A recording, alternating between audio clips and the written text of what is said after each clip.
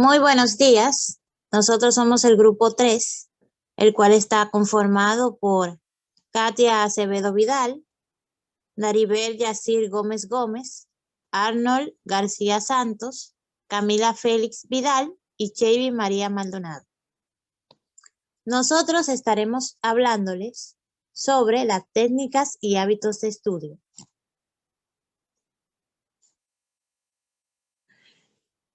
En primer lugar, estaremos hablando de los factores que intervienen en el rendimiento académico, que son la concentración, la memoria y el hábito. La concentración se puede definir como el grado máximo de atención que puede tener una persona en un momento determinado. Puede ser mínima o máxima, dependiendo de la motivación y el entorno. Es fundamental para el éxito de los estudios, pues solo a través de ella podemos guardar la información que necesitamos y analizamos en el momento. Generalmente los estudiantes expresan dificultad para concentrarse. Concentración.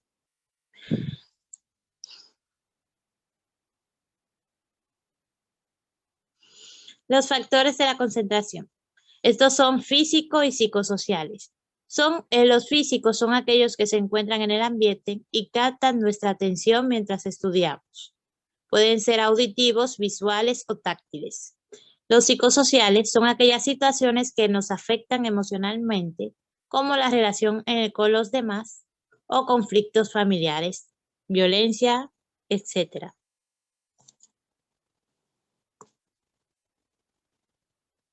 La memoria. La memoria es el proceso por el cual podemos decodificarnos, almacenarnos y recordarnos y recuperamos información.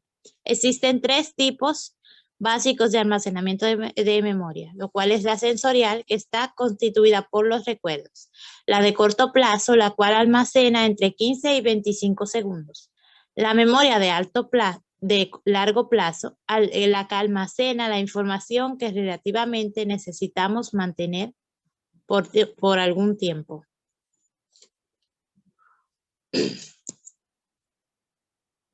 El hábito puede describirse como cualquier acción que se realiza bajo circunstancias iguales o simplemente rutina, que son similares. Los hábitos se caracterizan por arraigarse en nosotros de tal manera que ni siquiera nos percatamos de eso. Ejemplos de hábitos son dormir, comer, beber café, etc. Se puede crear un hábito de acuerdo al espacio y el tiempo.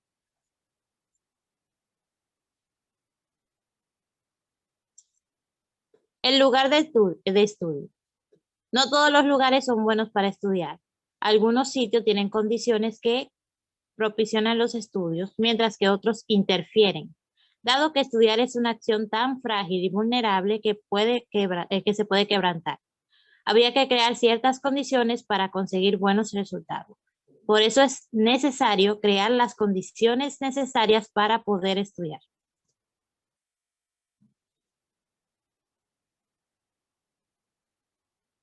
Los lugares más inadecuados para estudiar.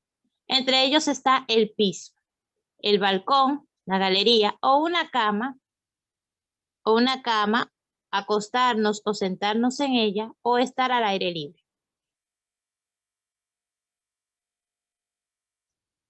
Las instrucciones de rediseño del ambiente. La silla debe quedar colocada al frente de una pared donde no haya objetos que nos distraigan, o sea, cuadros o fotos. No se puede mover la silla del lugar y quitar todos los objetos que puedan distraernos. Deben estudiar sin que se vean objetos o muebles que puedan llevarse para querer estudiar, como una cama cómoda o mecedora. Nunca estudiar sentado o recostado en una cama, ya que puede producir sueño. Y la iluminación debe ser óptima, bombillos fluorescentes, así como ventilación en el lugar, ventanas o abanicos. En fin, una buena iluminación, una buena ventilación, no ruido ni colores llamativos, pueden ser un buen ambiente para estudiar.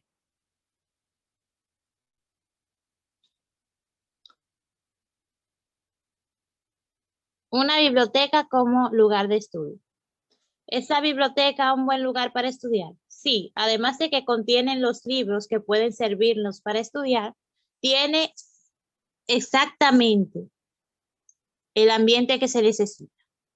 ¿La biblioteca puede facilitar los estudios? Sí, porque podemos encontrar la información que necesitamos. ¿Tiene la biblioteca alguna normativa que haya que acatar cuando estemos en ella? Nos piden que por favor estemos en silencio para así ayudar a los demás a estudiar. Bueno, ahora voy a yo dar mi participación y el tema que me toca tratar hoy es el horario de estudio. Empezamos con una pregunta. ¿Cuál es el mejor momento para estudiar? Bueno, cuando hacemos esta pregunta se está refiriendo a ubicar un día en la semana en la cual encontramos que es más adecuado para nosotros proceder al estudio. Ahora bien, según las investigaciones y los expertos, ese mejor momento son las primeras horas de la mañana. ¿Por qué? Bueno, pues nuestro cerebro está más fresco, uno se encuentra más descansado o descansada, la temperatura es más agradable y el ambiente se encuentra más despejado. Ahora bien, no todas las personas que estudian pueden tomar la mañana para estudiar. En ese caso se debe buscar un horario vespertino o en la tarde. Y si no es posible, pues proceder en la noche. Con el inconveniente de que con el correr de las horas, nuestro cuerpo se puede cansar y por ende disminuye nuestro rendimiento en todos los sentidos. Ahora les voy a decir o mencionar algunas sugerencias para confeccionar un horario. Podemos registrar todas las obligaciones que son fijas, por ejemplo, las cosas que tenemos que hacer, trabajar, algunos quehaceres en el hogar, etcétera. Previamente a esto, programar las horas de clase para cada una de las asignaturas, como también para el laboratorio. También tener en cuenta las horas de trabajo, como ya mencioné. Si estamos practicando algún deporte, sabemos que tomamos la materia de educación física, pues entonces tomar eso en cuenta y fijar y registrar las actividades que hacemos diariamente o las actividades personales que hacemos diariamente, entre ellas comer, dormir, el aseo personal, etcétera. Y dentro de todo eso, entonces fijar y registrar el tiempo para estudiar. ¿Cuánto estudiar? Viene pregunta, ¿qué tiempo deberíamos de estar sentados estudiando? ¿Una hora, 2 horas, 5 horas, 10 horas? Estas son preguntas que son muy interesantes y que deberíamos analizar. Estudiar no debería ser tan corto ni tampoco tan largo. Todo depende de la complejidad de la asignatura. ¿Qué tan difícil es la asignatura? ¿Qué tantos trabajos hay pendientes y de la urgencia de la misma? Ahora bien, un buen estudiante, aquel que se siente a estudiar diariamente, sistemáticamente y le dedica tiempo a sus estudios, nunca deja acumular trabajos y por ende las urgencias son mínimas. Como dice el dicho, camarón que se duerme se lo lleva a la corriente. También el número mágico que deberíamos tomar en cuenta para estudiar es el 2. Según los expertos, con 2 horas diarias que se le dedique a los estudios, un estudiante universitario puede fácilmente aprender e irle bien en la universidad. Aquí observamos un ejemplo de lo que es un horario. Vemos que la persona diariamente, exceptuando los fines de semana, se levanta a las 6 de la mañana y toma desde las 7 hasta las 9 para estudiar. Luego a las 10 va a la universidad, luego ocupa su tiempo en el trabajo. A las 7 p.m. Ya hace sus quehaceres personales, como utilizar la PC, chatear, etcétera, visitar a su pareja o estar con sus amigos. A las 8 cenar o hacer otras cosas y pues ya a las 10 de la noche dormir. Y en la ocasión que tengamos la oportunidad, pues también como vemos, los sábados la persona pues saca su tiempo también para salir.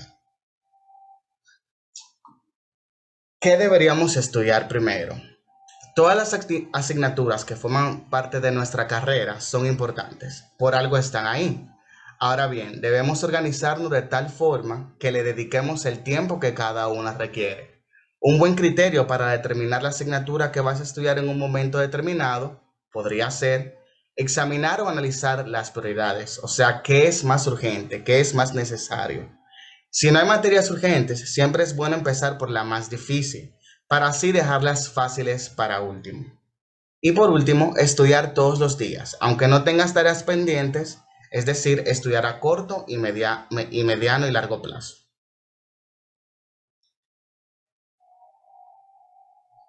Revisión de las técnicas de estudio. Vamos a definir lo que es la palabra estudiar. Estudiar es una acción que realizamos intencionalmente con el objetivo de aprender. Cuando estudiamos, aplicamos todas las facultades mentales, tales como la reflexión, la memoria y las capacidades de atención, observación, análisis, síntesis y sistematización, con el objetivo de lograr comprensión, adquirir información y desarrollar habilidades. Al estudiar, se debe revisar los diferentes procedimientos y técnicas que utilizamos, así como evaluar los resultados a fin de aplicar aquellas que nos den un mayor resultado en términos de aprendizaje. De igual forma, es muy necesario buscarle un sentido práctico a lo que se aprende, para así poderlo aplicar.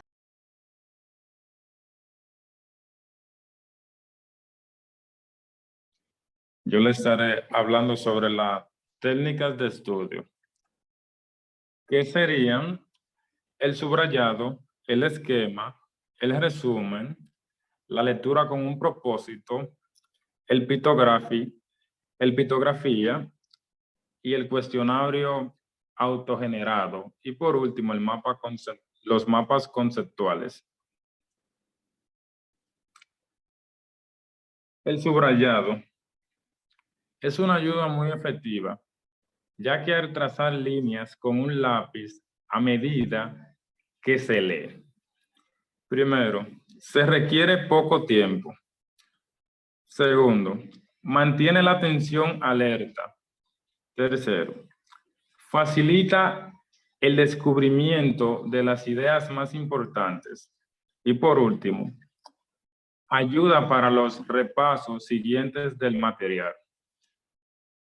Para elaborar un buen subrayado, debemos tomar en cuenta los siguientes puntos, que serían: si tienes tiempo, debes darle una primera lectura general en forma rápida a todo material para obtener una idea global. Subrayar consiste en destacar las oraciones básicas, dejando de lado las explicaciones no importantes. Aquí le estaré hablando de un ejemplo del subrayado. El agua, que viene del latín agua, es una sustancia cuya molécula está formada por dos átomos de hidrógeno y uno de oxígeno, H20. Es esencial para la supervivencia de todas las formas conocidas de vida. El término agua generalmente se refiere a la sustancia en su estado líquido, pero la misma puede hallarse en su forma sólida llamada hielo y en la forma gaseosa denominada vapor. El agua cubre el 71% de la superficie de la corteza terrestre y se localiza principalmente en los océanos, donde se concentra el 96,5% del agua total. El agua es un elemento común del sistema solar, hecho confirmado en descubrimientos recientes. Puede ser encontrada principalmente en la forma de hielo, de vapor. Es el material base de los cometas y el vapor que compone sus colores.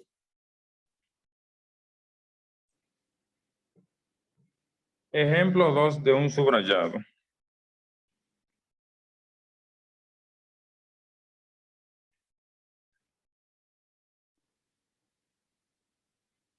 El esquema Un esquema consiste en una clasificación ordenada de aquellos puntos fundamentales de que consta un texto, como por ejemplo, los títulos y subtítulos, así como las partes más básicas que pueden aparecer en algunos puntos. Esta técnica se dirige a descubrir el orden lógico que posee el contenido de un material dado, y esto lo logramos mediante una simplificación de lo leído. Para elaborar un buen esquema, luego de terminar de subrayar todo el material, entonces es cuando se comienza a preparar el esquema, ya que este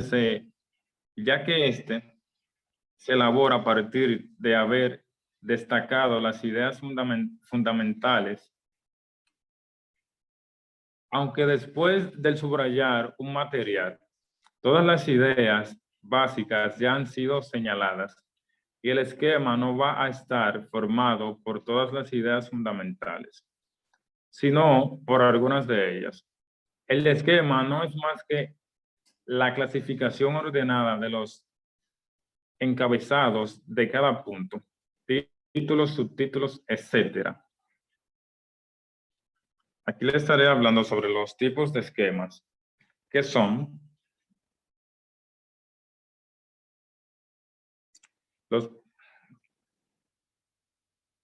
los poderes del Estado,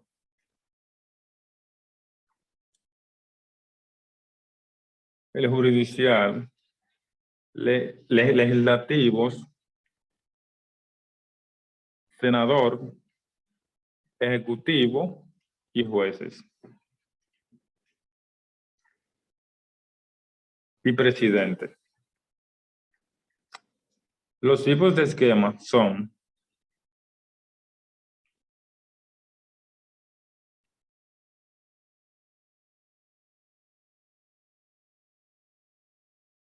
ejemplo de un esquema. Es una sustancia cuya molécula está formada por dos átomos de hidrógeno y uno de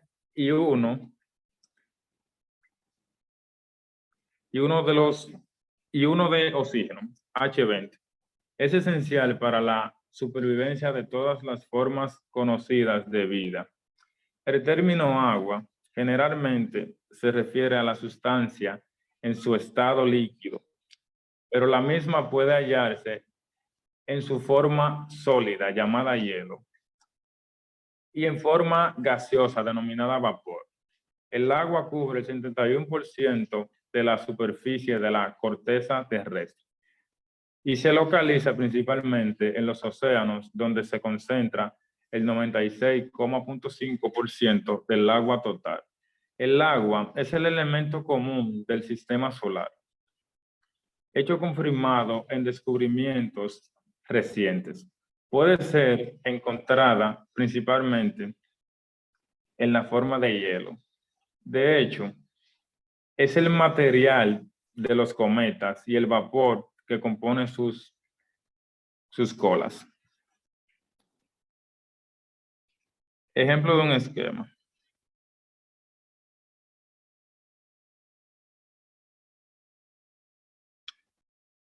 El agua,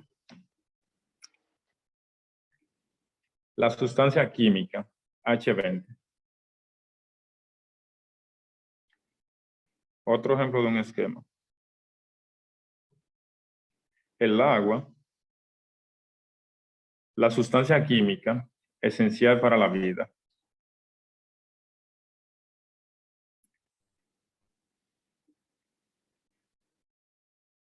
Otro ejemplo de un esquema. El agua, la sustancia química esencial para la vida, el estado, líquido, sólido y gaseoso.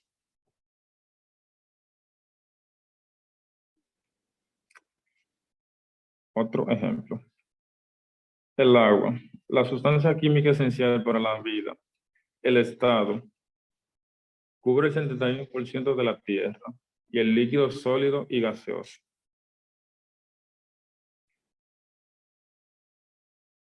como verán otro ejemplo del esquema.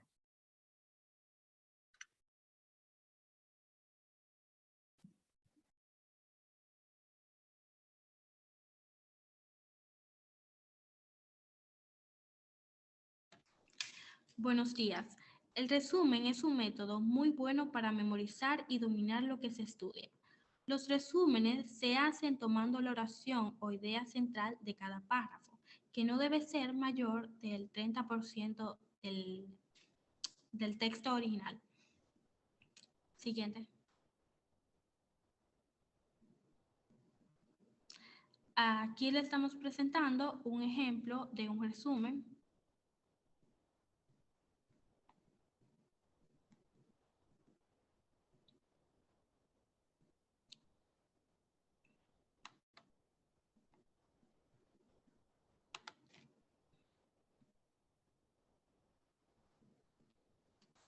La lectura con propósito es una técnica que se aplica a personas con problemas para concentrarse, cuando leen, debido a que su mente tiende a divagar y a pensar en otras cosas.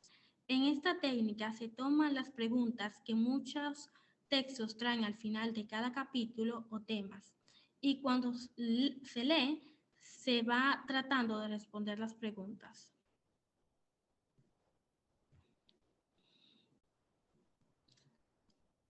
En la pictografía se lee un texto, un extracto de principio a fin para captar el tema principal. Luego se divide el texto usando un marcador en pequeños párrafos, tratando de que cada párrafo se refiera a conceptos diferentes y así sucesivamente. El cuestionario autogenerado es una técnica de estudio que implica hacerse preguntas en cada párrafo subtema, tales como por qué, cómo, cuál, cuándo, etc. Y luego de formulada la pregunta, tratar de responderla.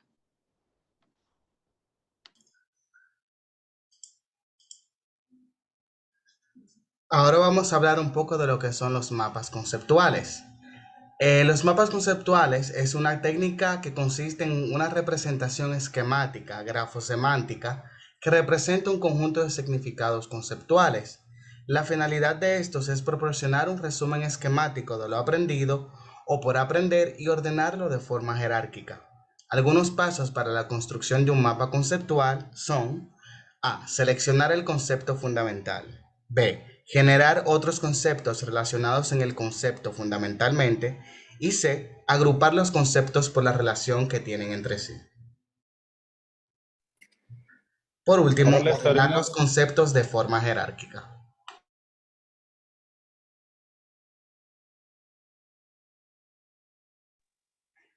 ahora le estaremos hablando sobre las recomendaciones para las matemáticas.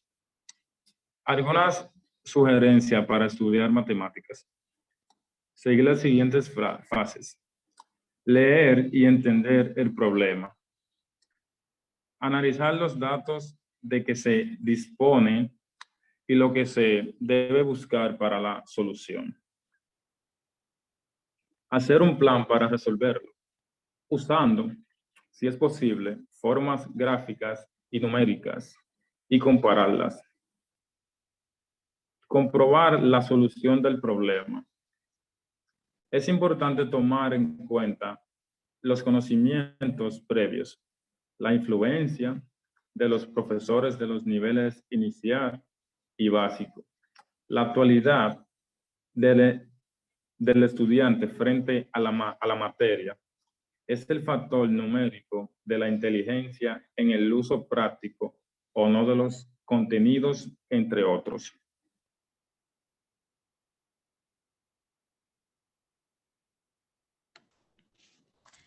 Algunas sugerencias para presentar una exposición. Primero, hacer una primera lectura del tema. Segundo, escribir un resumen.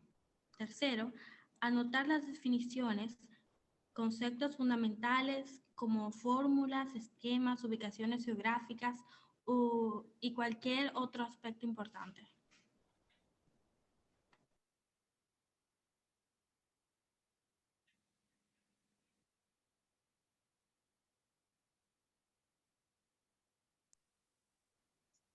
Método APLRR. Un sistema más ambicioso y más eficaz que se conoce para estudiar por las iniciales de sus 5 etapas. APLRR.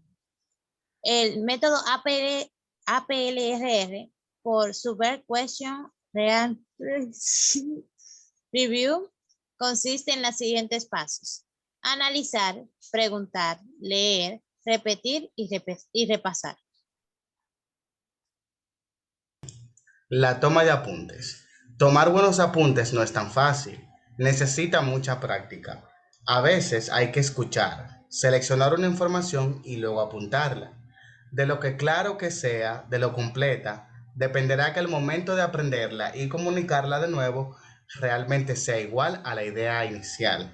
Saber tomar apuntes durante una clase mientras se estudia o se lee en la biblioteca resulta un poco complicado si no se tiene un cierto orden y algunas técnicas.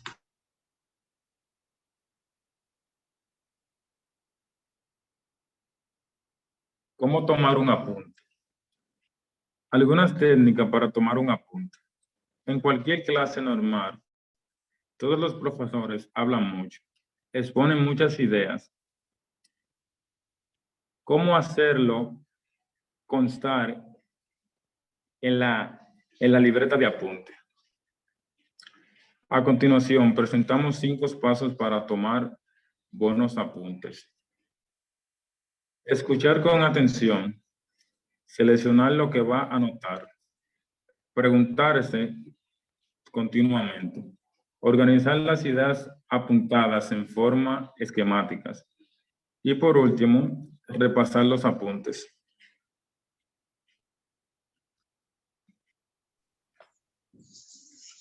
Bueno, hasta aquí nuestra exposición. Esperamos que le haya servido mucho y que le hayan aprendido mucho de esto. Muchas gracias por su atención.